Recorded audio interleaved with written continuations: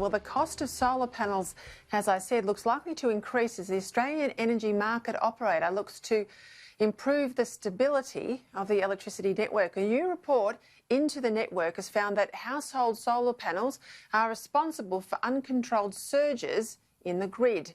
The market operator has recommended that new installations must be fitted with appropriate technology to minimise risk to our network. Existing solar panel owners may also be forced to retrofit their systems in order to make them compliant. I'm joined now by the Energy Minister Angus Taylor from, I bet you it's freezing, from Goulburn in New South Wales. Welcome to the program, Minister. Tell me about this change in relation to PV panels on people's roofs.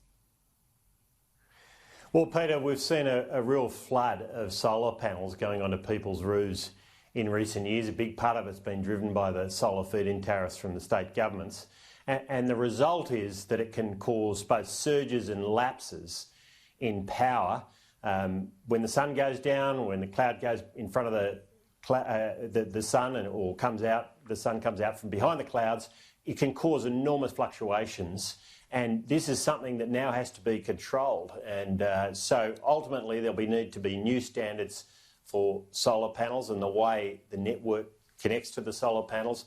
But importantly, alongside this, we need enough dispatchable power in the system, that's gas and coal and hydro, that can complement the solar that's going into the system at such a big pace. And that's a very big focus of the government, making sure we've got enough gas, we don't lose our coal generators like we did with Hazelwood. And of course, hydro plays an important role in that system as well. And with gas prices coming down, wholesale gas prices coming down dramatically even before the COVID-19 crisis, there's a real opportunity now as we come out of the COVID-19 crisis to get more gas into our system in particular. I want to get into baseload power. I know you've long been a supporter of baseload power and you've, I think, shaken some up on your side in Canberra on that very issue. I watched a film, Planet of the Humans, recently. This is the Michael Moore documentary. He's, a lion of the left. Unusually for me, I sat through the entire program. We talked about it here on the show, but basically says we can't have the current standard of living for certainly not for 8 billion people worldwide if we go to 100% renewables, which is where many of the zealots want us to go. Is he right? Well, we can't yet. We really don't have the capability to do that, albeit we could at enormous expense. And of course, we're not going to do that. The economy is enormously important to us as a government, and coming out of COVID-19, I think it's going to be very important to everyone, of course. So, that's unrealistic at the moment. There's a role for solar to play. I use solar on my farm for pumping water, and it works extremely well for that, for instance. There's an important role for it to play. But if you think you can have lots of solar and wind in the system and not have complementary baseload power or dispatchable power, then you're kidding yourself. And this is the very important point. We're learning about it in our network now. We have one of the highest rates of investment in renewables in the world, and it's caused us to do some real reflection about how to run this system. One part of that is making sure we can communicate with and, if necessary, control solar cells on people's roofs, because they can cause the system to trip effectively and, of course, cause blackouts as a result. One of the myths, though, that was exposed in that film, I've seen it in statistics, but I hadn't seen it as graphic as I saw it there, was biomass. We're often talked about the free wind and the free sun, but in fact biomass contributes a lot to the so-called renewable numbers, and a lot of people wouldn't think that a biomass is actually a good thing. Well, all of these different sources of energy, sadly in the energy debate, people are supposed to pick their favourite energy and back it in, and that's the end of the story. They all have a role to play, but you've got to understand their limitations.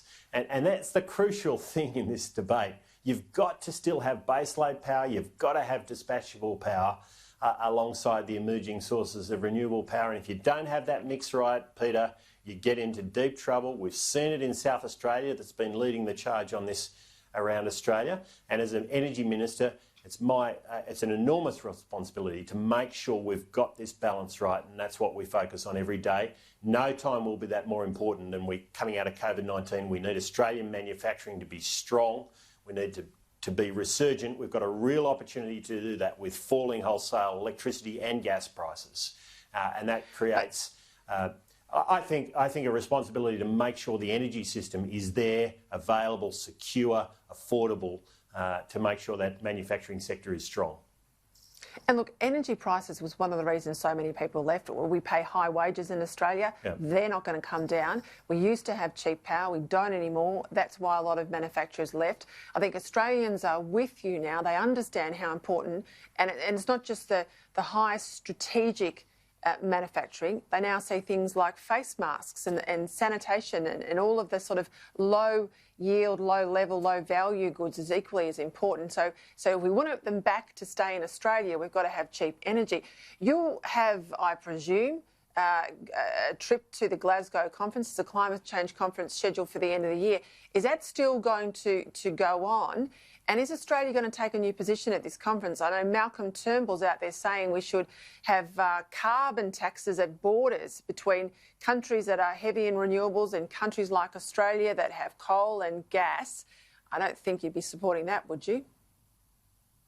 Well, can I say, Peter, that the Glasgow conference has been delayed. It's been put off. We haven't got a new date for it, so we don't know when it's going to be. It's likely to be sometime next year, but we still don't know. But look, our position has always been consistent. It's about technology, not taxes. We don't want to impose taxes on people. Look, now would be the absolute worst time to start imposing taxes on energy. You know, we want to get more control over our own supply chains. We've learnt that there's some critical supply chains where we have to have our own manufacturing. We want to maintain our steel and aluminium sectors in this country. So imposing taxes is absolutely the wrong answer for Australia. And what's worked for us, and it's worked in so many areas, and you talked about high wages. That's been possible in Australia because of our use of technology. We are great at taking emerging technologies, whether it's in agriculture or industry or other sectors, making use of it, making ourselves productive, effective, making sure our wages can be high, making sure our incomes can be high. That's what we do best, and that's exactly how we should approach energy. The good news is, Peter, as I said, we've got prices coming down now, and they're coming down sharply even before the COVID-19 crisis. We need to see that being reflected in household and small business bills, as well as the big industrial customers who are starting to see the benefits of this. But this has got to be a real push for us in the coming months and years. Yeah, look, and I'm interested on that point. I've had Karen Andrews on the show talk about manufacturing. I know previously there was always the buzzword innovation. I think that worries people for all the obvious reasons that their jobs might go with it, particularly at a time like this. Has there been any thought inside the government for a rethink about a manufacturing action plan, how to get people to come back to Australia and manufacture? And I mean, key in all of that too, power stations like Liddell, will that still be closing in 2023 as planned? Well, look, let me tell you that the best way to have a strong manufacturing sector in Australia, apart from having smart, good people in this country, and we've got lots of them, is to have low-cost and secure energy. And that's why there's such a focus on this now. That's why there's falling wholesale prices, and keeping our grid and our gas networks secure is absolutely crucial. That's how we'll maintain or strengthen our manufacturing sector in the coming months and years, and that's very strong focus for the government, Peter. Well, I just hope you get more and more powerful around that cabinet table, because you're the guy that can turn this economy around if anyone can. Angus Taylor, thank you very much for your time tonight. That's a pleasure, Peter.